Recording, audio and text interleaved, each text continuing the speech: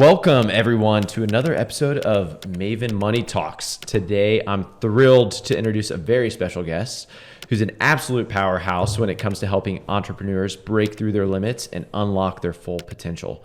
Joining us is Chris King, the founder of Chris King Coaching. Chris is a mindset coach and peak performance expert with a remarkable ability to empower high achievers to navigate uncertainty, optimize their performance, and embrace their authentic leadership. Chris has worked with countless entrepreneurs, guiding them through transformative journeys to operate at their highest capacity, both personally and professionally. His approach is all about embracing change, achieving flow, and letting go of what holds us back so we can truly thrive. Chris, it's a pleasure to have you here. Welcome to the show.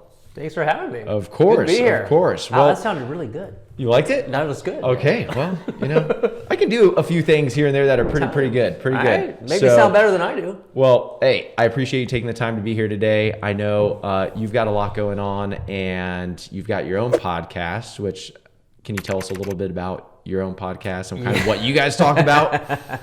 Yeah, the podcast is interesting. So the title I can't take credit for or maybe blame for. It's called Mindfuck. Mindfuck. Yeah.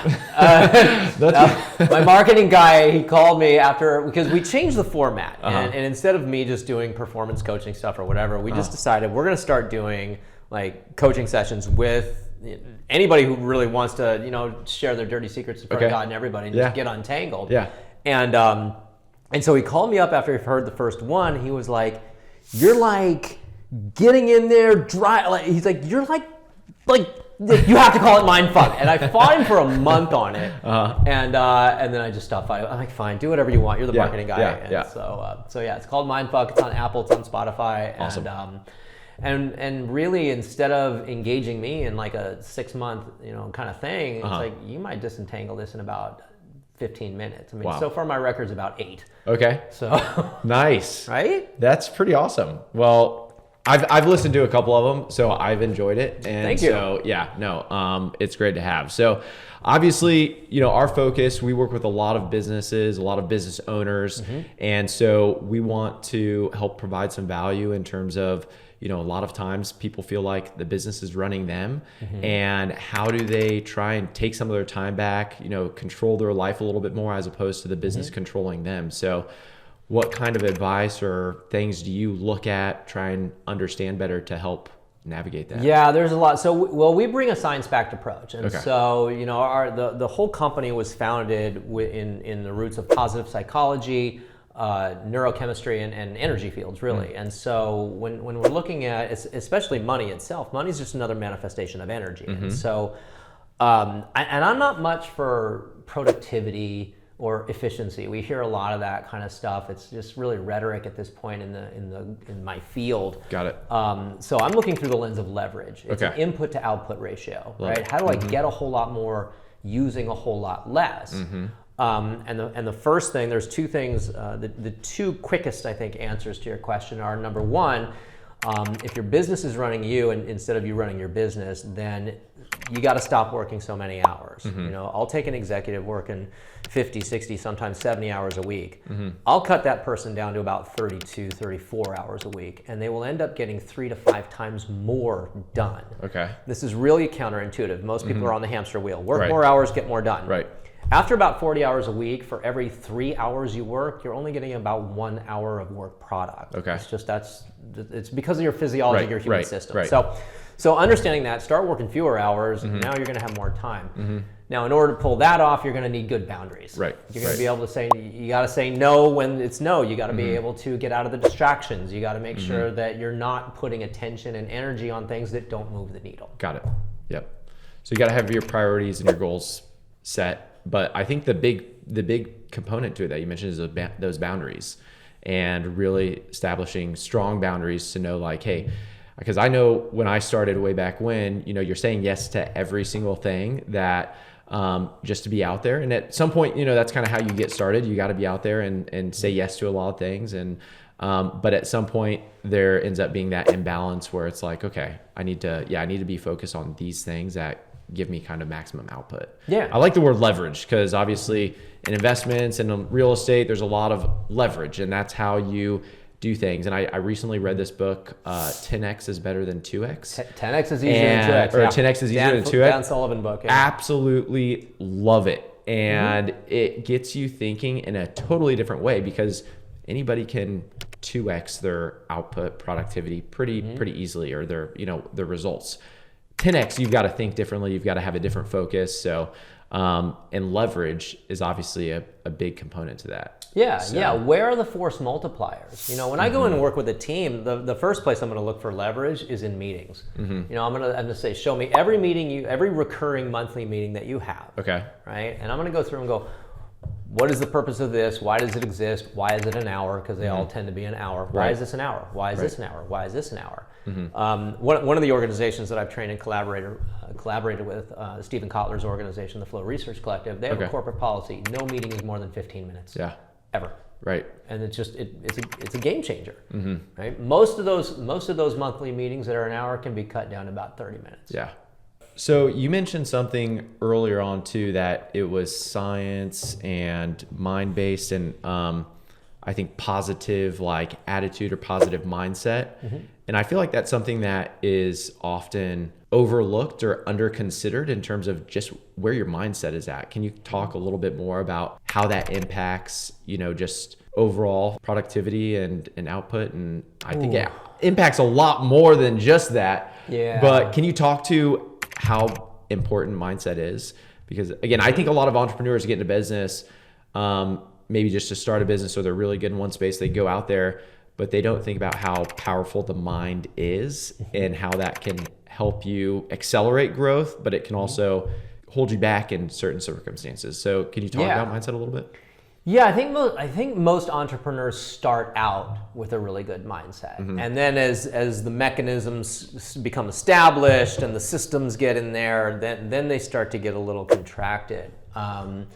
There are a lot of rabbit holes I could go down here. I would say that basic neuroscience here, right? Okay. Humans are going to create, validate, and recreate the reality of their understanding. Okay. That's just how humans work. So if you believe something to be a certain way, you're probably going to produce that reality. And and there's a great quote, and I wish I could remember who said it now. Usually I'm better at this, but it's if you advocate for your limitations, you get to keep them. Okay.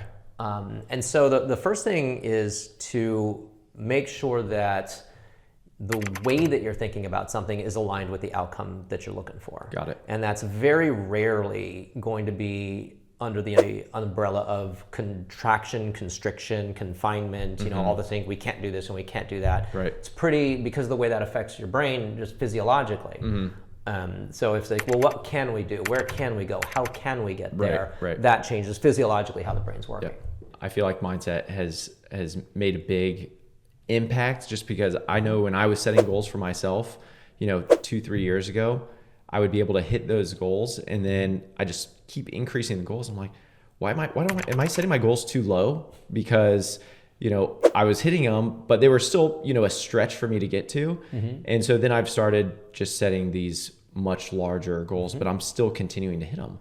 And it's part of it, I think, has been just the confidence that I'm able to get done what needs to get done. And I feel like I've gotten more productive in that sense. But also just knowing like, hey, I know how to achieve what I'm looking to, and I can set out, the right kind of game plan to get there, and then execute on it. I think obviously execution is like one of the biggest pieces of it. Right. So there's a really good book out there. Carol Dweck wrote. It's sort of like Start Here sort of thing. It's a book called Mindset. Okay. Carol Dweck wrote it. She's up at Stanford with Dr. Andrew Huberman.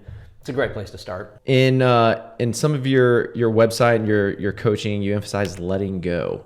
So what is essential for business owners to realize, or to release some control to gain more freedom? That's a highly specialized answer depending on who the business owner is, right? I would say that generally, when we're dealing with peak performance teams, or if I'm working with an individual, it's not so much what I have to do or what I have to build up, it's what I have to strip away. Okay.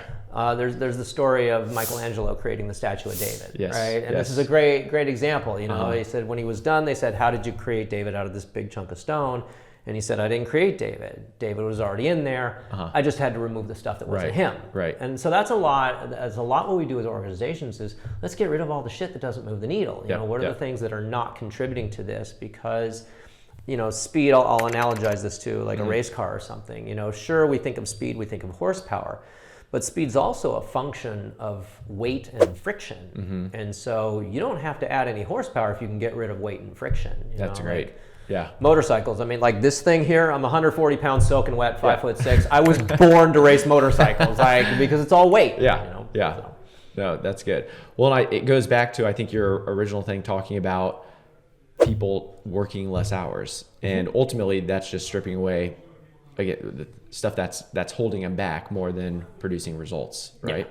Yeah. So obviously you mentioned meetings, but are there a few other key things that you typically see people that get stripped away from their schedule that helps kind of move the needle forward in their progress? Yeah, you know, it's the things you don't want to let go of, which are typically things that bring a lot of pleasure. Okay. You know, like cocaine, for example. I mean that I say that really flippantly, but I actually mean that in a clinical sense. Yeah. Okay. People generally, they do a lot of pleasure seeking. They don't so much, they're not seeking happiness, they're seeking pleasure. They don't really know the difference, right? So this is like the doom scrolling on social media. This is the reactive behavior with our phones. We're checking our phones every 3 or 4 minutes or something. And so and that does give us that dopamine hit, which is like cocaine. Yep. So it's weaning ourselves off of those things, and that can be really difficult. Yeah. And that can show up in any number of ways in somebody's life. Right. I've started just setting my phone like in a drawer on the desk because you just get on there, you hit, social media for a second, then all of a sudden 3-4 minutes have gone by and like 20, what am I doing? What am I doing? So I mean, there's hacks for that. Look, I'm all about tools, right? Yeah. So like one of the things is you get into your social media, when you're done doom scrolling, log out. Ah, that's a good idea. Just log out because the next time you hit that app, before you even notice it, that login screen comes up and you're like, oh. And that's the moment you realize that you're actually doing it. Yeah. And now it's a conscious choice. If you log in, you're making a conscious choice. Right. That's really good. I've never heard of that. Yeah, it's that simple. So simple, right? I had a client I did that for. She had a HR consulting company, and we took her from a 6-figure business to a 7-figure business. And one of the things she said, number one, I had no idea how much I was hitting that app until she started logging out. Yeah. And she says, I think she got just an hour back a day doing that. Okay. And here's the other thing, again, force multiplier, right? Okay. Leverage. Because the brain, like we say, how you do anything is how you do everything. Yep. Because the brain creates patterns and templates across your world. So if you're doing reactive behavior here, you're doing it elsewhere. Right. So if I fix it here, I fix it everywhere where that cascade effect is happening. And so there's like a compound interest effect that happens. Yeah. No, it totally makes sense. It's like getting your day started the right way, right? Like going out, getting a workout, and then everything else just flows. Right. If you own your morning, you'll own your day. Yeah. If your email owns your morning, your email will own your day. That's just the way it works. Yeah. Like I tend to be a conceptual thinker. Right. You might be a strategic thinker, or a creative thinker, or a critical thinker, or a conceptual thinker, and so I tend to be a conceptual thinker, which means I don't really care about the details or the story. Right. I actually interrupt my clients a lot. I sort of tell them before we even get started, as they're a potential client, I'm like, look, I'm going to interrupt you a lot because I don't want to hear your story. Right. Because I don't care. Yeah. Like I know that sounds terribly insensitive, but I can move a lot faster, and because it's the concepts behind what's going on. Got it. And so that's why I tend to think and speak in analogies. Got it. That's where that comes from. Well, and you mentioned there's an analogy. Yeah, because we do get hired quite a bit for owners or C-suite will present it as efficiency, productivity, those kinds of things. Ultimately, it's some form of business performance. And I say, okay, look, your business is kind of like heavier than aircraft, okay? And in order for heavier than aircraft to fly, you have to balance 4 forces. They're lift, thrust, weight, and drag, okay? And the math is pretty simple, is that lift and thrust need to overcome weight plus drag. Right. So that's how you get flight. So on an aircraft, the lift is provided by the wings, that's the thing picking it up. Thrust is provided by the engines, that's what's pushing it forward.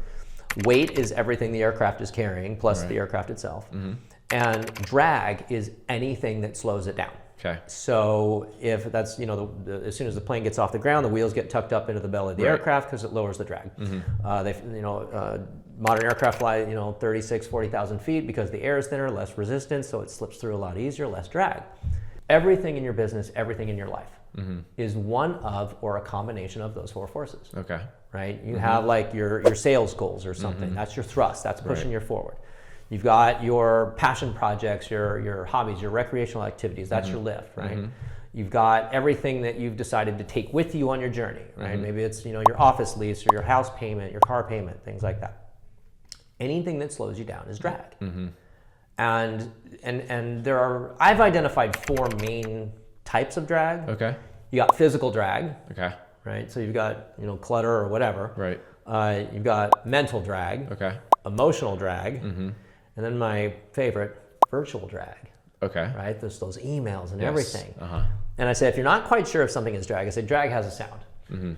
It's when you look at your phone and you got a text message from that person and you go, oh, that's the sound of drag. So as you look at your day, what do you have planned? Start making little notes like this is lift, this is thrust. Like like kids are like all the above. Like at any given moment, like they just one from one. It depends on what mood they're everything, right? Yeah. So it's like okay, I got lift, I got thrust, drag, weight, drag. If you have a day full of drag, you're gonna have a shitty day. Right. And so how do we reduce the drag? Yeah, I love that. I like how you put an actual sound to drag too, because people can figure that out pretty quickly. Right? So easy. Because your eyes are right? Yeah. So I was looking at your website in a few areas, and you've mentioned this before too, is flow and being in a flow state. Can you talk a little bit about what that is, how you get there? Yeah, so flow is what athletes call being in the zone, or runner's high. Basketball players call it going unconscious. But it's essentially it's an optimum state of consciousness where you feel your best, you perform your best, you're not stressed out, and it is trainable and available to anybody because it's a function of neurochemistry. Okay. So peak performance is really just getting your psychology, your physiology, and your energy all working for you instead of against you. Got it.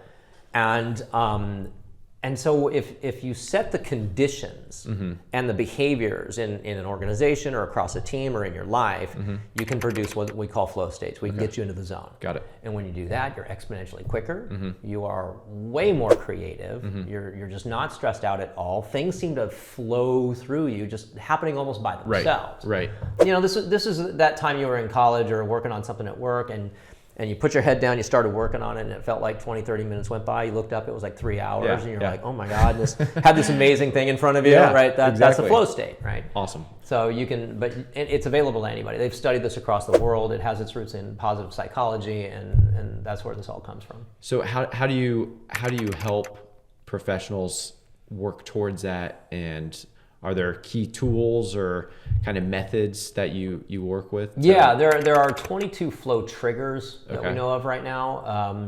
Triggers, switches, but these are the things that need to be present in a team or in somebody's life in order to produce this. And the more of these triggers you have, the easier it is to get into flow. So one of them is like autonomy. Right? People need to steer their own ships and feel like they can do that really well. So if you have a department head that's a total micromanager, that team is going to drag ass because they're just never going to get into flow because there's no autonomy there. Makes sense. You need a little bit of risk. Right? So the challenge that somebody is working on needs to be a little bit of a stretch above their perceived skill set. So it keeps them, because what happens is that it's with a little bit of risk involved, it triggers the norepinephrine, which is a focusing mechanism. So that kind of lowers the cognitive load on your brain. So you're only focused on that thing. You need complete concentration. So we got to get deal with the distractions and everything. You need kind of a full embodiment to be really present with what you're doing. And so with 22 of these triggers, the more of them that you can get in your world and you can set the conditions for it, well, the easier you can get into flow. So what about for recommendations of, there's times where I feel like, I'm in flow, everything's going well, your days are just going great. And then something comes up and you kind of get out of that state and you're just, you're in, whether it's bad news or something negative happens within your day. And something that I've personally just tried to work on is how do you shift and get back as quickly as possible? Is that something that you've worked on with people, or trying to just get back into that state if you've drifted away from it for a day or two or whatever the case is? I'm going to sound a little like a lawyer here. It depends. Yeah. Okay. It sort of depends on what knocks somebody out of flow and how and when it happens. There's a lot of times people will, depending on how long they've been into flow, I would say don't try and get back in, let it go. Okay. Because if I'm working on something and I'm just crushing it and I'm going through it and an hour or two goes by and I start to notice that I'm crushing it and I start to notice how good it feels, there's no I in a flow state. Right? There's just that sense of oneness for the thing. That kind of the ego goes into the background, right? So if all of a sudden the I comes back, I feel good. Like I notice that this is feeling good. It's starting to slip away already. Got it. Okay. And so to force yourself back into there, what ends up happening because this is a function of neurochemistry is you're going to ride that wave all the way to the end. You're going to burn out all your feel good neurochemistry. Now it actually takes longer to build back up the chemistry to get yourself primed for a flow state again. So what I advise most people is that if you notice it slipping, just let it go. Okay. Like let it go because it'll be easier to come back to. Got it. That makes sense. It's kind of like when you go out and surf. Do you surf? Surfing is filled with flow trainers. Right? No, born and raised on the west side of LA and never surfed, played ice hockey instead. Well, there you go. That works. I'm from Kansas, so we didn't get to surf out there anyways. Right. So a lot of skiing out there though. We really do. I have a shirt that has Ski Kansas on it, and it's got a cow that you're holding on to the cow tail, and the cow's just walking across the flat land. But we did have one hill. It's called Snow Creek, and it took a whole 10-15 seconds to snowboard down. That's where I learned how to snowboard. Gotta start somewhere. Right? Use what you got, man. Yeah. So earlier on, you mentioned reducing drag, and obviously one part is just in the business aspect, right? Like what you can do within the business. But a lot of entrepreneurs have and are dealing with challenges both on the business side and personal side, and everything comes together. And a lot of times you can end up sacrificing some of the personal stuff to achieve some of your business goals. How do you kind of coach business owners through to making sure they're staying balanced and keeping, I guess, things in harmony? That's a tough one because it's not my job to tell somebody how to run their lives or their business for that matter. Like people tell me all the time, say, Chris, you give such great advice. I say, give me one piece of advice I gave you, and then they can't because I'm not in the advice business. I mean, our organization straddles the line between coaching and consulting, right? And what we say is that coaches, the consultants have answers, coaches have questions. Got it. So, because coaching is all about eliciting insight. Okay. But ultimately, I'm not going to give somebody very much advice. I mean, I'll do like the flow training and stuff. It's like, here's how to do it. Here's the recipe. I can do that, right? But it's like, well, what do I do to balance my life? Like, well, how do you define that? Right. Yeah. I mean, somebody wants to work, 90% of their life and 10% at home, and that's what works for them. Right. Not my job to tell you you're wrong. That's their balance. Right. Right. So it's what I call a function of alignment. Okay. I said like there's no good or bad, there's no right or wrong here. There's simply aligned or misaligned with the experience you want, with the outcomes you want to produce. Got it. And so my job is to facilitate the alignment. Love it. The way I've analogized it, I mean, I've done it a couple ways. I say, look, I'm just a systems hacker, right? Everything's a system, a business, a team, a person. They're just systems. Right. So, and any system can be hacked if you understand how the system works. Yep. And the other way I've looked at it is like, well, especially on the B2C side, is that this is more like it's like somebody's life is like this piece of sheet music that's never been played in human history, and that person is the perfect instrument to play that music. Right. My job is to tune that instrument. Got it. No, I love that analogy, and I've always heard you say, you're a brain hacker. So yeah. So how did you kind of get started in all of this, and how did you learn how to hack brains so easily? Because it seems like it comes so naturally to you. Be your first client, I would say. Okay. I grew up in a very privileged neighborhood in a very scary household. Okay. My oldest sister died when she was 11, and so I grew up with my parents dealing with grief and rage and abuse and addiction and all these things, and so those are kind of the pillars of my my formative years. Right. you fast forward and it's like, okay, well, I never got through college, and I just went from career to career and bounced around, and 2 failed marriages, and dealt with addiction, and maybe got in a little trouble. I managed to stay out of jail, but it's like, I mean, the short answer to your question is that, there aren't many ways that you can screw up that I haven't at least played in that sandbox a little bit. Right? And funny. So it's a function of, I had to decode and recode this thing, Got it. right? And Got having it. to hack my own system and recode it to a different eventuality, well, it's a lot easier to do it for somebody else than for myself, Yeah. right? And so this is, the cobbler's kids that have no shoes. It's the therapist's life who's a disaster, right? It's so if I can do it here, I can do it pretty much anywhere. Yeah. But that's how it got started for me. And then I just, I built an organization because I think some of my mental framework is just, there's certain things about me that like, I don't like being told no. I don't like being told what can't be done. That just strengthens my resolve to do it. I tell this story, but when I was 21 years old, I decided that I wanted to be an NCAA ice hockey player. Okay. And the 2 things that were standing in my way is that, number 1, I was failing out of my junior college, and number 2, I had never skated before.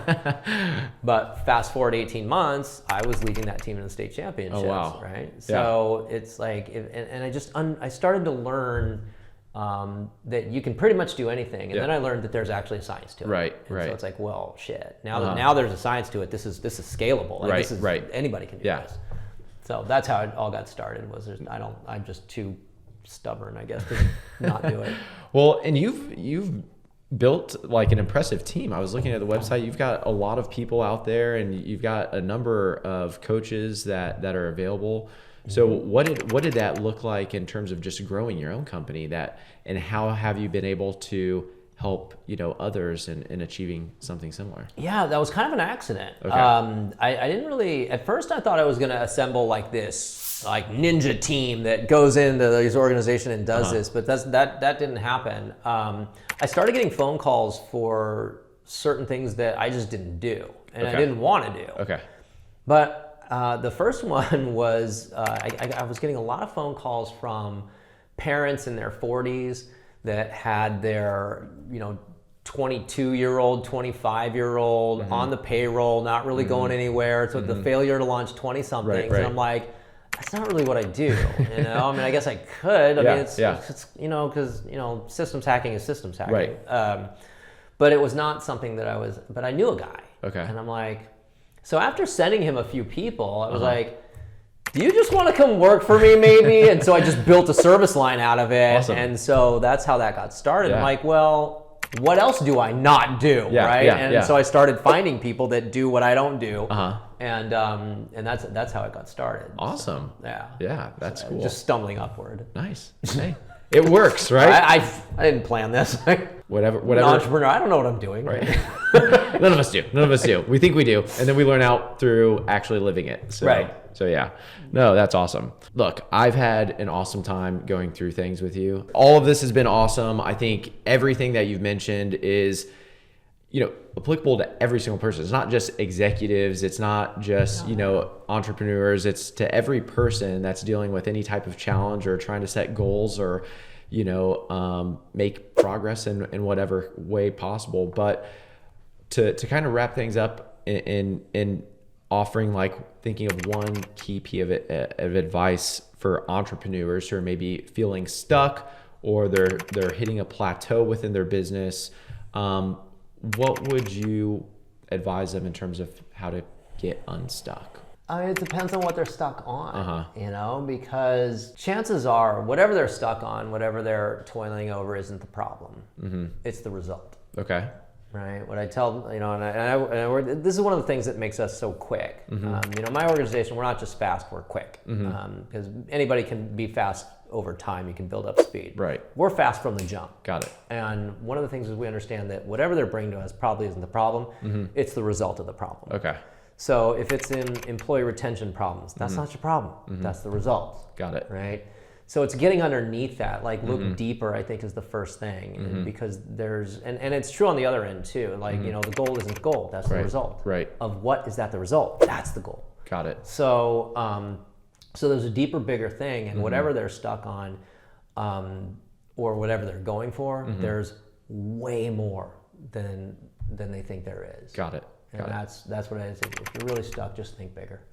Well, and I think one of the big components to it is, as an outsider looking in, when you're looking in at anything, you have a different lens on. And so it's hard to be in it every day and to be able to see the big picture sometimes as a business owner, right? When you're looking at it, as opposed to having someone like you come in who, again, can quickly get in there, get under the hood and dig deeper, maybe to a place that's even uncomfortable in certain situations, I'm sure, but will lead to massive results, right? Yeah.